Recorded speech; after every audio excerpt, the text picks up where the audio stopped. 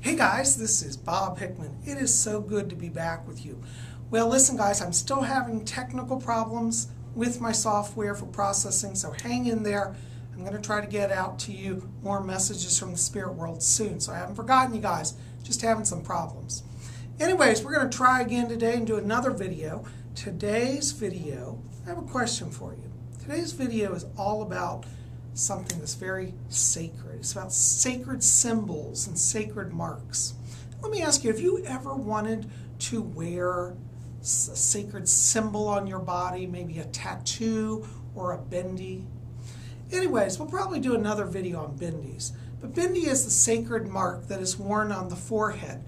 In India, women wear usually a red dot here. Men also wear a bindi. It's called a tilak. Usually they use like a sandalwood paste. Sometimes they use a red powder. But anyways, this sacred mark in Hinduism is called a bindi. And bindi is used to represent people of the Hindu faith. It represents the third eye. It's a great symbol. Well, in the Wiccan movement, there's also now a movement to wear a sacred mark. And I call it the Wiccan Bindi. Many in the Wiccan movement have been inspired by the ancient Celtic tradition of tattooing in blue ink. This has been picked up also out of one of my favorite books, The Mists of Avalon. And in The Mists of Avalon, they give, I'm going to read some segments here, about the symbol of the blue moon being put on the forehead. This is a scene where Morgaine is being taken to go into training. And it says, women robed in dark-dyed dresses with over-tunics of deerskin, some of them with the crescent moon tattooed in blue between their eyebrows, came down the path toward them. Some, like Morgaine and Vivian were small and dark of the Pictish people, but few were tall and slender, with fair or reddish-brown hair, and there were 2 or 3 who bore the unmistakable stamp of Roman ancestry.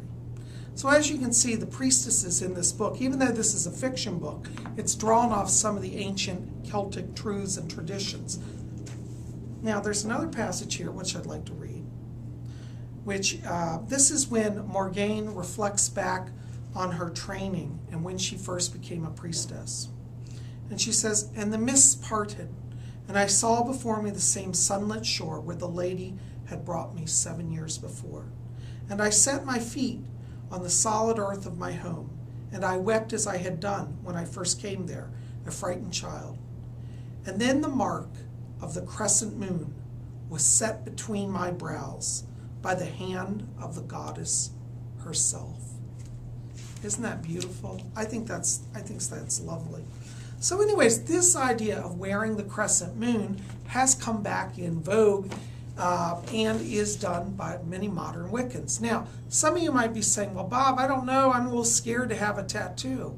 Well, that's okay. Today we're going to show you how to wear the sacred blue moon. So come on along.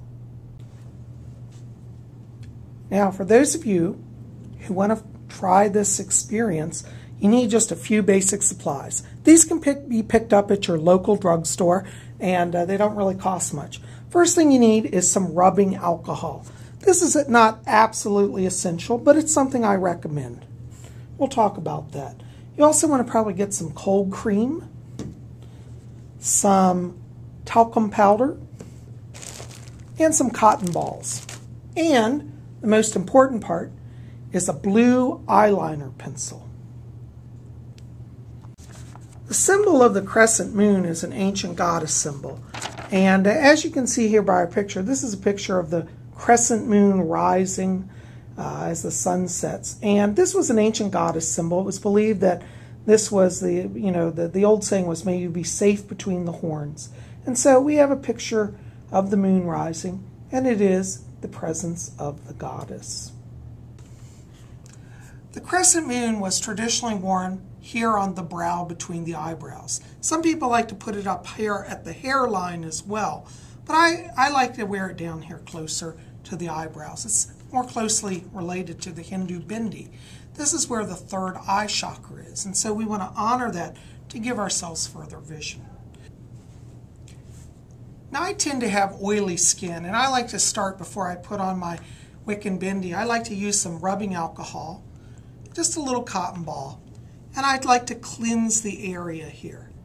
That just kind of takes away extra moisture, extra dirt, and you just want to do a kind of a general cleansing here of the brow area, particularly the third eye. After you've cleansed the area with your rubbing alcohol, then you want to go ahead and take your blue pencil. I didn't know they made eyeliner pencils in blue, but I think it's a wonderful thing. And looking at a picture of the crescent moon, we want to kind of follow that shape. Now, Psychic Bob forgot his mirror today, but I rummaged through my office and found a silver tray that works as a mirror. I kind of think it's actually more appropriate to use silver since it's a moon metal. But what I'm going to do now is I'm just going to gently trace the outline of a little crescent here. You don't have to make it too big, but you can make it whatever size you want. And as you can see here, I now have the shape of the crescent. Now, you can leave it either open or filled in, but traditionally it was filled in. So I'm going to pencil in the color here. Go ahead and just fill that in. As you're doing that, you might get out of line, just smudge it off a little bit. Just try to make your crescent smooth and evenly balanced. Just let the inspiration come to you. And as you put this on, it would be wonderful to meditate and to chant prayers. For example, we might want to chant the names of the goddess. Isis, Astarte, Diana, Hecate, Demeter, Kali, Inanna. Isis, Astarte, Diana, Hecate, Demeter, Kali, Inanna. We all come from the goddess, and to her we shall return like a drop of rain, flowing to the ocean. We all come from the goddess. Well, after you have your beautiful blue crescent on your forehead, the next thing you want to do is set it. And you can use a little talcum powder and just get a cotton ball, or if you're fancy, you'd have a makeup brush, like a lot of you women do. But I don't think most of us guys have a makeup brush, but a cotton ball will work. Just get a little bit of that cotton and then just dab it on the area. You can use your mirror to make sure you don't smear it. But as you dab that in, that will help set the makeup and you won't have any problems.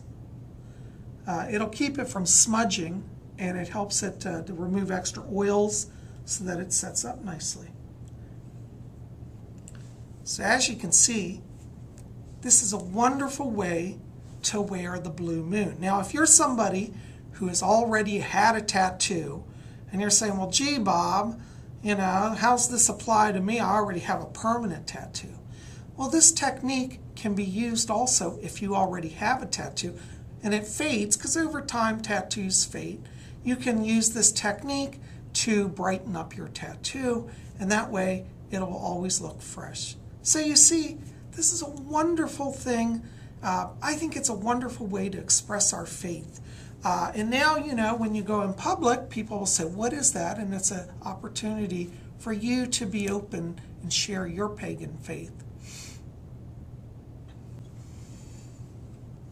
You know, I think all over the world as the pagan movement, the Wiccan movement starts to really grow, I think we're going to start seeing more of these symbols. You know, nowadays the Hindu women and Hindu men openly wear their bindis. And I hope in the future we're going to start seeing more and more Wiccans and pagans wearing our sacred sign, the sacred sign of the blue crescent moon. Well, guys, you know, also that brings us to our next areas. You're going to say, well, Bob, how do I get all this off? Well, that's really simple. Remember earlier I talked about cold cream. Now, This cold cream is very simple to use. You buy it at any drugstore. And what you do is, again, taking a cotton ball, you just get some of that cold cream on your cotton ball. And then you can simply wipe it off. And you can start to take off this symbol. And you don't have to, it doesn't take much, just a little bit of rubbing. But you'll see that it can easily be removed.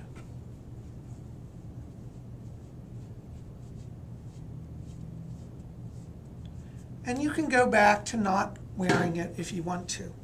So the wonderful thing is, this is an easy way to wear a sacred symbol, and also you can take it off when you need to. Guys, I'm sure so glad you're here today. I hope this has been helpful to you. Listen, tell me about your experience. Have you ever worn a sacred symbol? Have you ever had a sacred Wiccan or pagan tattoo? And have you ever worn the blue moon? I'd sure love to hear that. Listen, give me comments in the box below, thumbs up. And listen, if you're new here, go ahead and hit that subscribe. And if you're not new and you've been watching and hanging out, go ahead and hit subscribe. Be part of our scene here. I'm so glad you guys are here. Keep it here. We got more videos coming, and we'll see you soon. Thanks for being here. Blessings to you all.